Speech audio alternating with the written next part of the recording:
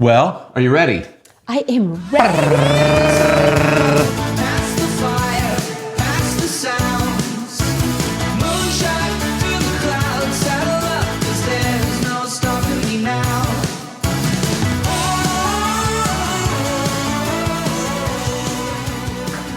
Hey. Here we go. Welcome to another episode. friends. Living well together. Big life in a small town. Big life in a small town. We are having so much fun today. Well, my guest is going to be Lisa. Who's going to be your guest? My guess is going to be Terry. That's us today. We have been, summertime's coming, right? So the spring of the year eases into summer, school's letting out, and people are like planning what's going to happen next. Oh, yeah, for sure. Vacations or downtime or kid care or whatever. But we have noticed in the practice a significant uptick in people's wellness lights kind of burning kind of dim. Flickering. Dimish. And I will say that I have not been exempt to that between allergies and things in the air. We have so much pollen coming through the air that everything on our patio is yellow every morning for the last week or two. We have a swimming pool, and it looks like there is fluorescent neon all the way around it. It makes a rim around it. And It chokes out the filters. And anyway, so there's been a lot of stuff in the air that people get to deal with. There's been some other viral type issues that are kind of going through the neighborhood, GI stuff. And grateful that I've been exempt so far. yeah. But one of the things that it does is force us to kind of review what tricks are in our wellness arsenal. What do we do to keep good care of ourselves and suggest as, people are coming through the practice and people that you work with on a regular basis as well in your living well, beautiful world. So what we thought we would do today is pull our book. Dun, da, da, da. The Living Well Code. We published this in 2018 as a joint effort. It's mostly about Terry's journey, but I have little bits and pieces here and there. Your contribution to that is amazing, actually. But we want to update some stuff. We need to. It's 10 guiding principles to optimize your days and vitalize your life. So throughout the book, we kind of cover these vitalizers at the end of each chapter.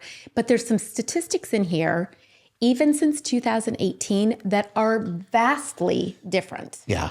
Like it's so surprising. Yes.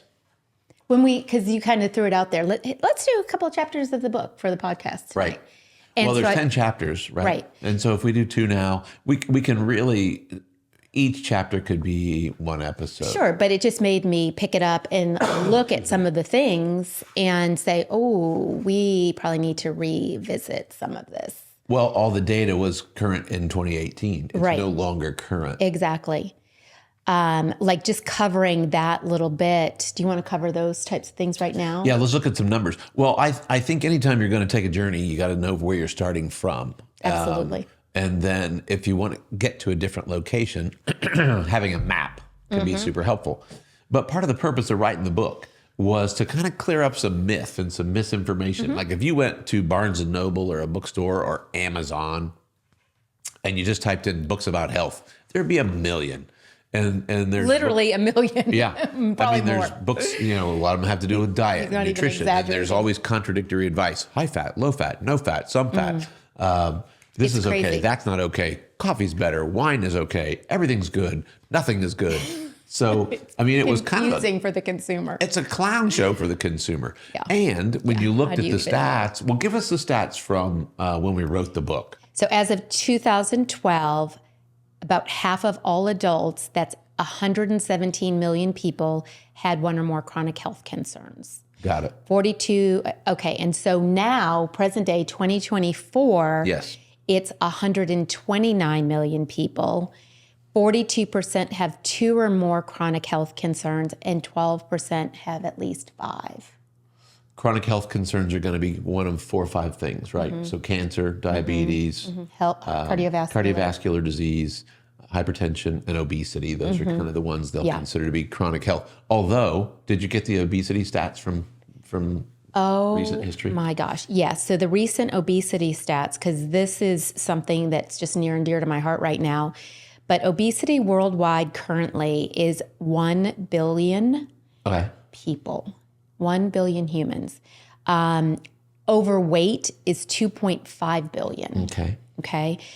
In the United States, 42% are considered obese. Overweight and obese is 73.6%. Is that adults or everybody? This is everybody. Yeah. So 73% of the country is considered to be beyond Overweight their height to weight ratio. Yes. And I can give some Which stats on how they stacks the can deck figure. amazingly against them as far as longevity, as far as health and overall just lifespan.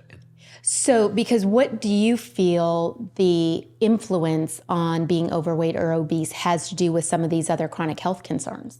I mean, would you say that they're implicated Oh, in if you, in all of just them? look back at the alleged pandemic, the people who struggled the most were everybody was in the obese category. I mean, it was definitely a precursor to not doing well through a viral pandemic. So those two things have increased almost in alignment, would you say? What do you mean? So the fatter we've become as a nation, the sicker we've become as a Oh, nation. 100% true. Okay. Yeah, 100% true. In fact, what were we spending on healthcare back when we wrote the book? What was the cost? $3.3 trillion. That is 1, 2, 3, 4, 5, 6, 7, 8, 9 zeros. Yep. And no, 8 zeros. And now, can you do a drum Yeah, roll? it's 4.1. 4.1 trillion. We just looked it up today. So these all come from the CDC's website, by the way. So And check it out for yourself. we just did some quick homework before the podcast just because we knew that the things, and these were an abomination when we wrote the book. This Right. was a horrible situation. This was a We horrible spent more situation. money than every industrialized nation, and we have the fattest, sickest, and slowest population on the planet. We do. It's so scary. We Yeah. are, 75% of the world's prescription drugs are sold here in the U.S. You know, one of the comparison from when we wrote the book in 2018 was that obesity was 36%. And so it was, I mean, it's gone up. It has doubled. Yeah, it's doubled. It has in doubled. just, I mean, what is that? 6 years? Right. It But is what's terrible. the biggest variable in the equation for over the last 6 years? Stress and toxicity. Stress and toxicity and lockdowns and trashy Stress. food and stress. Toxicity. And stress eating and sugar and booze. I mean, and I feel like we can just narrow it down to those two things, stress and toxicity. Yeah. You know, the amount of toxins now that are in our world are greater than ever before. 100% true. And, well, but I got to say, those are two different categories. Toxicity and stress, you could break stress down into a bunch of different things. And toxicity, by definition, just means too much of something. Too much of anything becomes toxic. True. I'm talking about more like harmful chemicals, Yeah. like phthalates and Well, but if forever you chemicals like, the perfect plastics. storm for disease is going to be toxicity, too much of anything. And the other thing on the other side of that is going to be deficiency, a lack of proper nutrients, a lack of proper oxygenation, a lack of proper metabolic function, a lack of joint mobility. There's a million things that are going to be connected to either toxicity or deficiency or some combination of both. right. And Yeah, then because- when you lock people into their homes and you terrify them with a television set and you strap on a face diaper and you tell them they can't do things or they can't go to work and they got to get this and they got to do that and they got to do, their stress level goes through the right, roof. exactly. And So then all of fight or that comes flight into is what fuels play. that Sure. toxic. One of the other numbers that I found was, I don't know what it is about me with liver health, but I'm very intrigued with it. And it's always been kind of something that I've followed. But in the past 30 years, there's been a 133% increase in non-alcoholic fatty liver disease. Probably more than that at this point. And Do you feel like that contributes to obesity? Absolutely. There's no way that it couldn't. There's that was a loaded question. there's no way that it couldn't. Yeah. But it also has, I mean, the liver does 2,000 functions. Yes. Like, you know this better than anybody. And if it can't do its job because it's overloaded with excess fats, Right. excess toxicity, then everything else starts to shut down. Like you get sludgy blood, and then that turns into autoimmune disease. And then, I mean, it's just this whole downward vortex. Yep. Think of your liver kind of like the furnace filter in your house or apartment. Yeah. If you Once don't, it gets choked out, air doesn't move and your house doesn't heat or cool or whatever. The liver is just basically, well, on a very basic level, it's a filter, but it also has lots of other metabolic function. And when it is burdened or overburdened, all of those metabolic functions can be affected. Yeah. So sugar metabolism, fat metabolism, when your blood Hormonal. gets, oh my gosh, hormone balance, cholesterol management, Right. Pancreatic function, they're all connected. All those organs need to be singing from the same sheet music. So when one of them is burdened, the whole orchestra begins to suffer. Yeah. And it will do really great for a really long time until all of a sudden it doesn't. Right. And most of the time your blood work is going to be a tell. You can fool your symptoms. You can fool the way you feel. You can modify the way you feel. But blood panels don't fib. They don't fib, but also working with somebody who understands blood values on a deeper level and not just looking at the lab values, but looking at optimal values and looking at the whole big picture and having a fuller panel done. Because some of the testing that's done now, it's just too surface. Well, they've also kind of modified the numbers. It used to be you get your cholesterol back, for example, and it was in a range from this level to this level, and you were okay. As long as you fit between these hands, you were okay. Right. Well, guess what they've had to do? This. Because so many people don't fit here anymore. I thought it was just the opposite. And I'm not trying to be contrary with you, but I thought they modified the numbers so more people would be on prescriptions. Well, because I felt like at one point, like cholesterol was like at 2. oh, it was 350 before they started manufacturing. Okay, that's what I thought. And now statins. it's what, like 180? Well, now they want everybody. Now kids eat it if you use that set of numbers. And I'm not saying, I mean, we want that cholesterol number to be lower. Well, we don't want but the not number lower. We because want the function of the liver to be Exactly. appropriate. Exactly. The number is never the problem. Not the number is because of always medication. indicative of a problem. Yeah. So when the number fluctuates 60, 80, 100 points in a year, that's the body's way of saying your liver's getting choked out or fatty, becoming fatty. And Yeah, because most people think of liver disease as, cirrhosis of the liver. It's all related to drinking too much alcohol, and they don't realize that there's so much. one of the worst things that goes into the human liver is corn syrup solids, high fructose corn syrup. It bypasses so much of what would be considered normal metabolic sugar function and puts an extraordinary burden on the liver. Yeah. So when you're looking at cereals and treats and bread, everything. Really, everything. You just have to be a conscious consumer and read labels to know what you're eating. A cheap sugar substitute, and it is. I love a Coca-Cola, but I will not drink Coca-Cola from a can, and I will not drink it if it's high fructose corn syrup. But I will have a Mexican Coke that's got some sugar in there. How in a year's time? How many Cokes have you had? 1 year. 1 year, maybe 2, maybe 1 or 2. Yeah. I don't know, maybe 3. In other words, Depends if if I you're going to have a kidney have soft drinks, have drinks that have at least real sugar. products from the earth in them, as opposed to some of these manufactured crazy things. There's more and more issues that we're finding out about high fructose corn syrup and what else it does besides the just burdening the liver too. Yeah. Oh, it's bad for the toxicity. brain. But like I said, here's the toxic thing. load. When you look at the statistics that we're talking about, some of it's going to be food, nutrition. Some of it's going to be a lack of food or nutrition. Some of it is going to be exercise. Some of it is going to be movement. Yeah. Arthritis, this is another thing, is the most cause of disability affecting 54 million people. We didn't look up the new one for that. Right. But arthritis is inflammation. Anything itis. Yeah. What's itis mean? Thank you. Inflammation. Itis Something he taught me. is telling you that the root of All the that itises. challenge is inflammatory in nature. So whether it's sinusitis, whether it's bronchitis, whether it's arthritis, anything that ends in itis is telling you right away that the root of it is inflammatory in the process. So that means you got to look at what you're eating, what you're drinking, how well you're causing moving. the inflammation, yeah. That is just fueling every disease, whether it's cancer or diabetes. Diabetes mellitus, by the way, is the whole name of diabetes. Well, my sugar, my dad had the sugar, I'll probably have the sugar. Well, that's not true. That's lifestyle driven largely. Is there a genetic component to some of these things? Probably. Well, and what we know about that is those genes need to be turned on, and that's usually a lifestyle. Genes don't do anything until they're consequence. activated, until Yeah. the proteins that wrap them are triggered by some kind of an external stimuli. And that can be food, that can be environmental toxins, that can be a multitude of things, 100%. Yeah.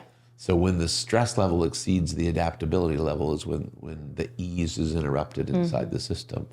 Yeah. And when you're talking about like medications and about how we live our lives, we're not talking about necessarily just living longer, but living better. Because I don't want to live a long time without a quality of life. And I'm pretty makes it sure we are worthwhile. the first generation that are not scheduled to outlive our kids. I read that recently. Somebody can search that maybe on the interwebs, but I'm pretty sure life expectancy has actually gone down in our generation comparatively. Explain what you mean by that. Like our kids are going to outlive us, or our kids aren't going to outlive us? Our kids are probably going to outlive us. Well, our kids should outlive us. No, then I'm saying it backwards. Okay. They don't have as high of a life expectancy as you guys Right. Gotcha. First generation. Okay. That the life expectancy of this generation has actually. Okay. Gotcha. Because I'm like, wait a minute. I don't. Are our parents supposed to outlive their kids? Is he drinking a little? How's your liver, babe? Apparently it needs, cleaned. So those were some of the things that were just shocking to me. The leading cause of bankruptcy in the United States is medical expenses, Health. Yeah, poor health and the expenses connected with it. which is also, I mean, that's just crazy to me. I don't know how the health insurance industry works as far as that goes, but it does say that the Kaiser Family Foundation and the Health Research and Educational Trust report that premiums for employer-sponsored health insurance in the United States have risen 5 times faster than workers' earnings since the year 2000. Yeah. What that means is if you work at a job where they give you a 3% cost of living increase, but your medical expense cost goes up 12%, you still can't win, right? So when the cost of doing insurance, in fact, I think one of the stats that you'll find in there too talks about, and in 2018, Starbucks spent more money to insure their employees than they did on beans to make coffee. That is GM crazy. spends more to insure their employees than they use on steel to build cars. So the cost of managing sickness is going through the roof. It is now $4 trillion, which is 20% of every dollar we spend. Like if you divided $4 trillion by 350 million Americans, it will tell you that somewhere close to $9,000 or $10,000 if you do the math on that. Per person, per year. Yeah. And people will say, well, I didn't spend $9,000 on my health insurance last year. And I'm going to say, yeah, you did. Because 20% of every dollar you spent just went toward managing sickness. Yeah. And I think more and more people are feeling that now. It's like, why do I feel like I can't get ahead economically? Yeah. I think that they are starting to realize that there's other There's a lot of factors at things play. Yeah. Well, one of the things that I found, and go to the CDC's website on this. You want me to? No. Oh. I'm telling you, the reader, listener, watcher. Yeah. But one of the things that they did was kind of say it's not people's fault. Like individual choice, does it matter? Well, sort of, but we need to provide more money, more services to lower socioeconomic people so that they can have more access to more care. But it all comes down to choices, no matter where you are, right? In the you can still socioeconomic say spectrum. no. Yeah. You can still say no to food that you know is ultra processed and is going to make you sicker. And part of that faster. is true. Well, the People point get is, so- very simply, the point is we're in trouble. Yeah. Like as a nation, we're in trouble. Yes. And so then the question becomes, well, gosh, why did you knuckleheads write a book if we're in such bad shape? And we are in bad shape. We are in bad shape. But I think you've 8 got to know pages. where you're starting from. Yeah. And the average American doesn't know those things. They know the cost of doing business is going up. They know everything's become more expensive. They know they don't feel as well. They don't sleep as well. They're not as joyful. They Right. don't have the same amount of hope that they had Yeah. 5-10 years ago. Exactly. And they know so you're not doing as well as you wish you were. That's fair. So why'd we write the book? What's the purpose of the book? Book of Hope. Yes. Just give some short, little, easy basic Vitalizers solutions and that let you solutions, yeah. feel as though, as an individual, you do have some say-so over how you do. You don't have some say-so over how the neighbors do. You don't Yeah. get to say what they pick or how they live. But at the end of the day, all you really have control over is yourself. And so if everybody does a little, then nobody has to do a lot. Right. But rather than we've got this herd mentality in our country where everybody's just moving in a certain Yeah. direction. Yeah. And it's fatter, sicker, and slower. Yeah. It's 75% as opposed to 36% obesity. It is just not okay. And the rule is if you keep doing what you've been doing, you'll get more of what you got now. So we wrote the book years ago to say, look, there's a better way if you want to pick the better way or a different way, because you'll only get a different outcome if you do different things. It's insane to think that's otherwise, going to happen. So we started putting the book together to say, all right, here's some little nuggets. Yeah.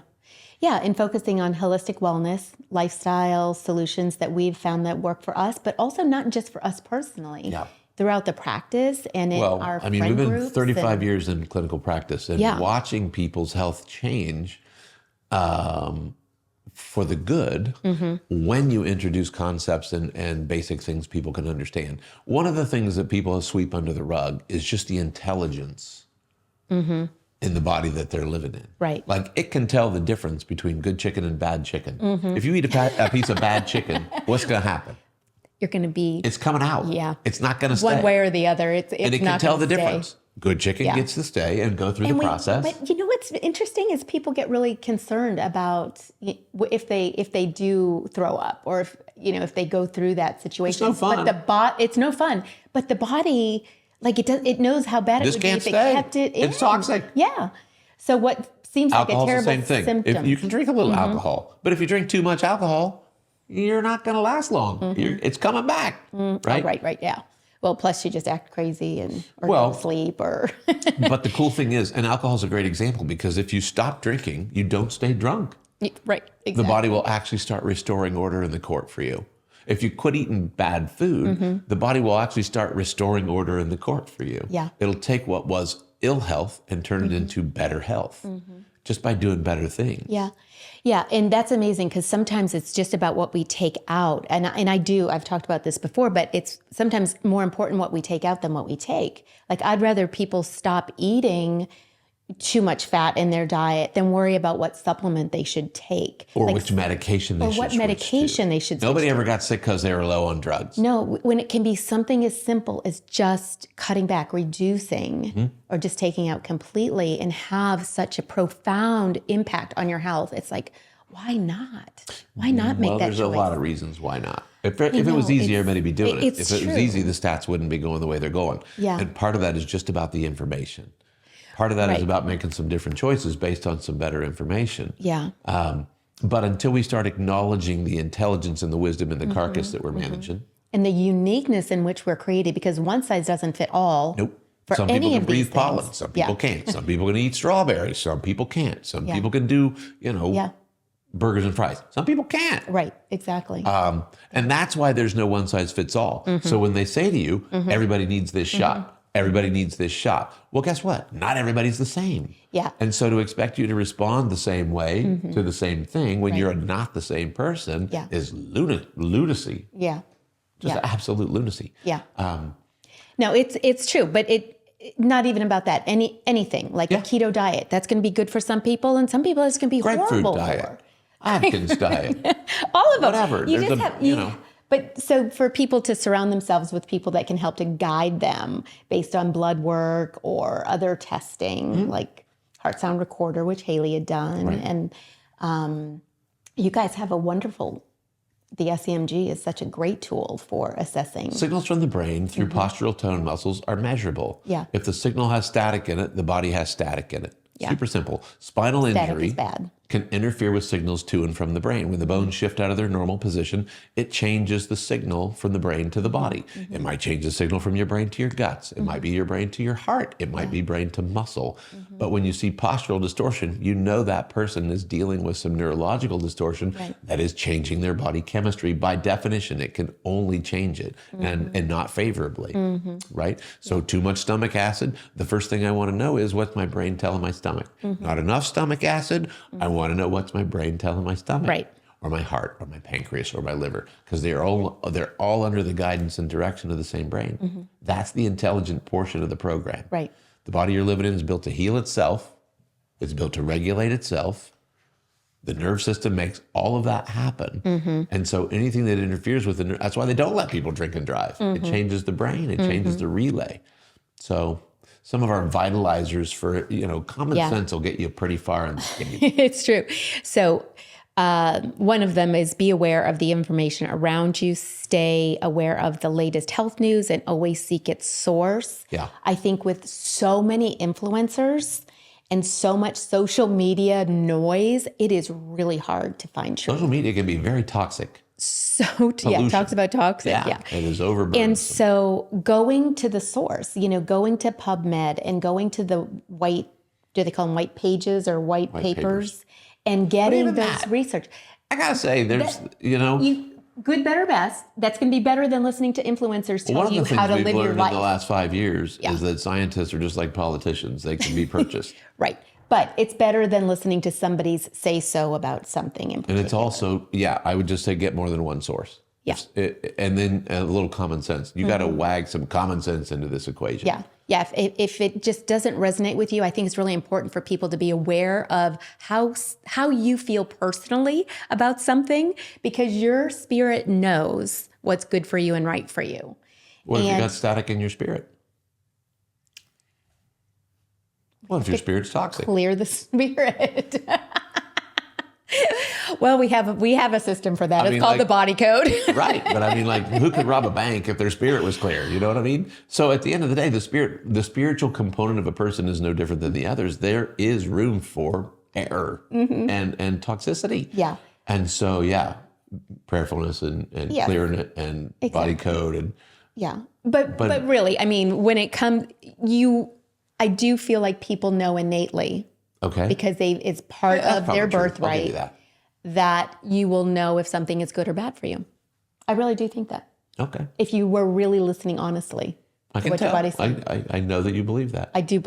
I totally believe that. I also believe that you can override it because of your will and what you want. Yes. Yeah. Desire is a powerful tool. What about how fast does change happen? Does it happen overnight? Oh, you can turn it around on a dime, can't you? Like quitting smoking? Easy. Getting off nicotine? Easy. All of it. Well, no, change is hard. Change is requires, hard. it requires new information. But there's also, there are two reasons that people are willing to take on change. They are it's either going to be inspiration. I have a reason. I have reasons. Like to do better, live grandchildren, a better, lot of live times longer. You people got to figure out some are reasons. having a baby. So inspiration is a good reason for people to make better choices. The other one, though, is desperation. I've been diagnosed with a chronic illness. I've been diagnosed, or I've got this issue, or things are going wrong for me. Yeah. So some people want the positive attraction that comes from inspiration. But some you can people have know both. that you Yeah. can. But those are the drivers of pretty much any human behavior that's going to require change. Yeah, I agree. And also sticking with it. I think that's super important because people think it can happen overnight.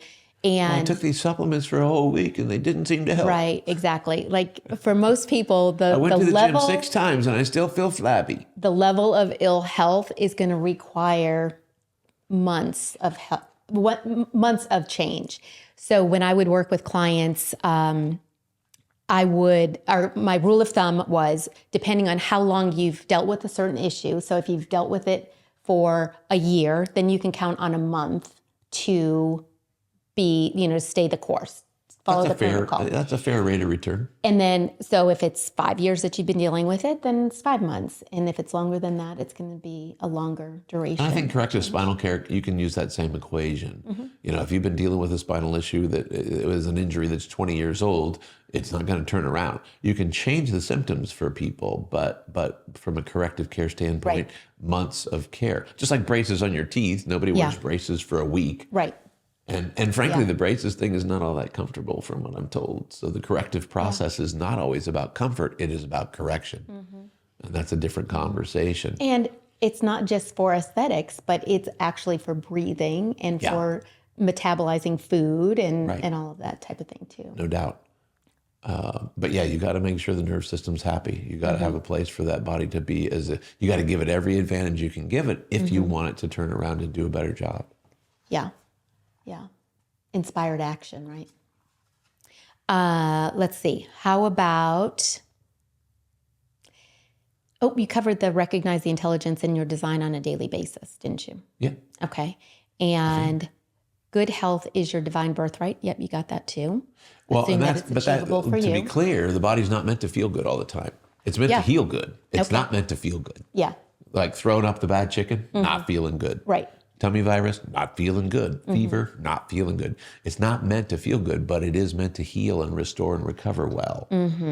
The processes can be a little uncomfortable along the way. We've just been taught that discomfort is the enemy. And there's a huge difference between the pain of a paper cut is different than the pain of a workout 2 days ago. They're both uncomfortable, but one's degenerative and one is regenerative, and you need to be able to feel the difference. So if you just smother them with Tylenol, you don't get to know which one's which. Yeah.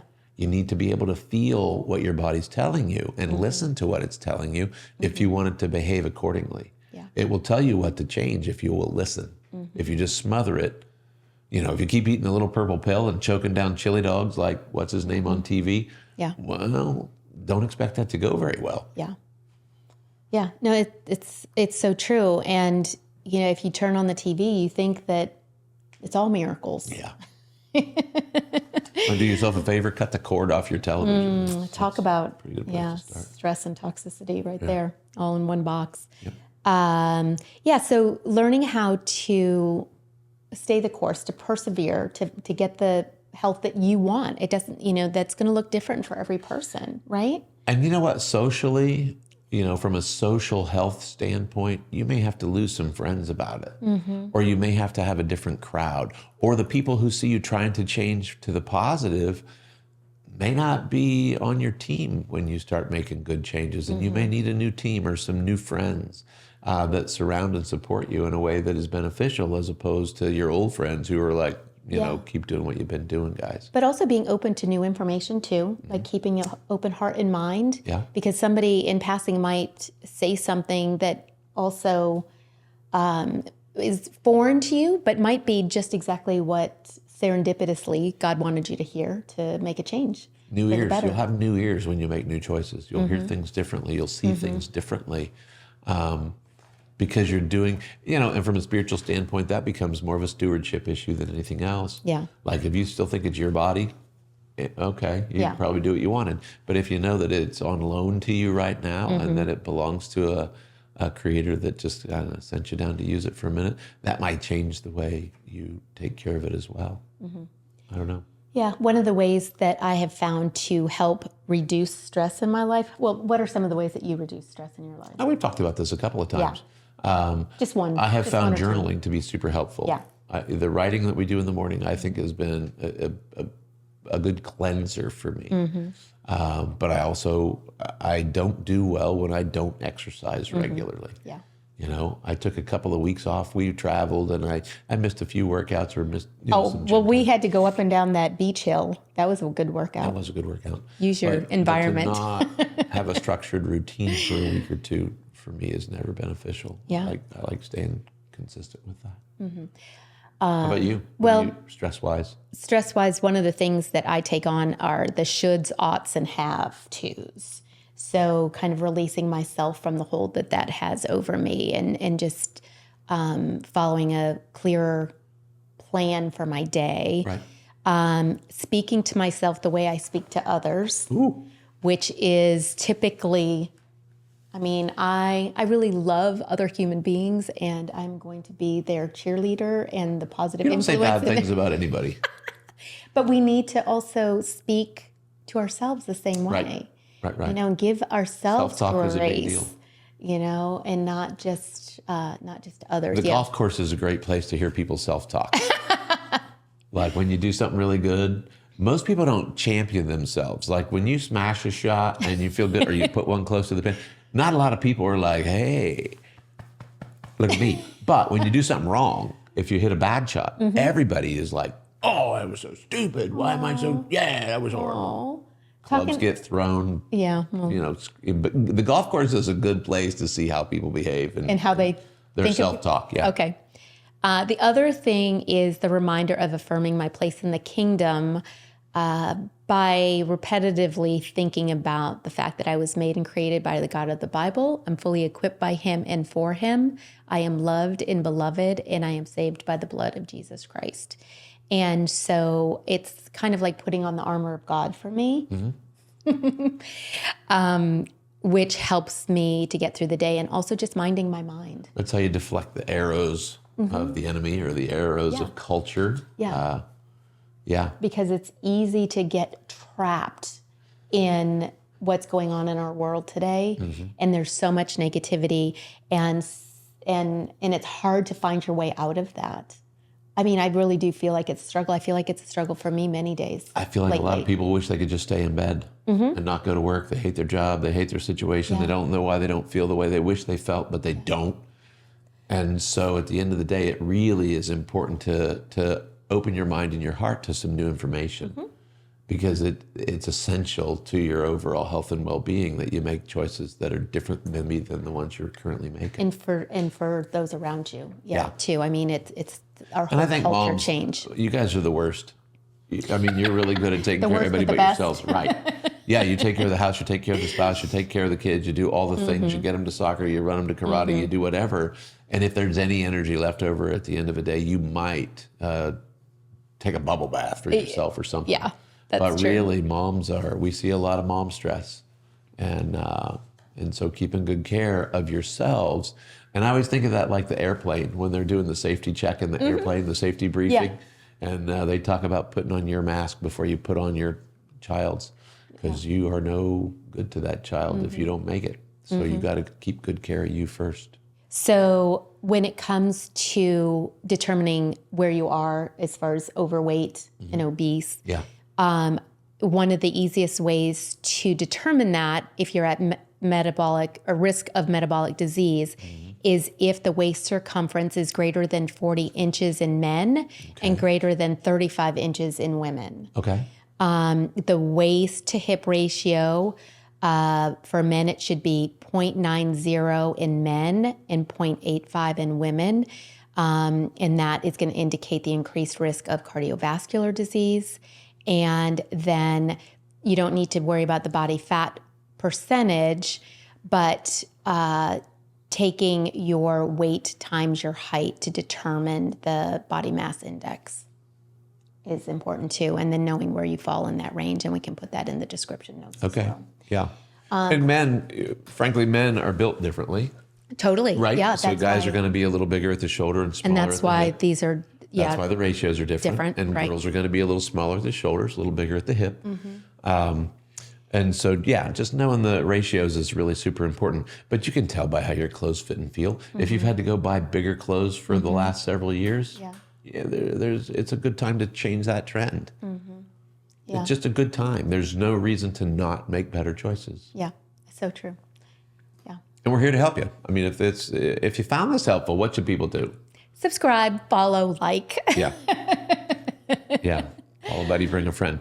But our goal, and we don't do, usually there's a guest. So tonight This was just kind of fun. And hopefully we'll do bang the out other some stuff because somebody was bringing up, things from the book. It's so funny to me. People say, "Hey, I read your book." And I'm like, really? And we've had to reread it a couple of different times, and we should really update it, especially now that we've found those stats to be Right. so And so today far we just off. touched on really chapter 1, a little bit of chapter 2. A little bit of chapter 2. Yeah. But maybe we'll look down the road and do a chapter here and a chapter there just as without a guest. And again, if you find it helpful, like and share. Yeah. Sounds good. Smash that subscribe button. See you next time. See you next time. Bye.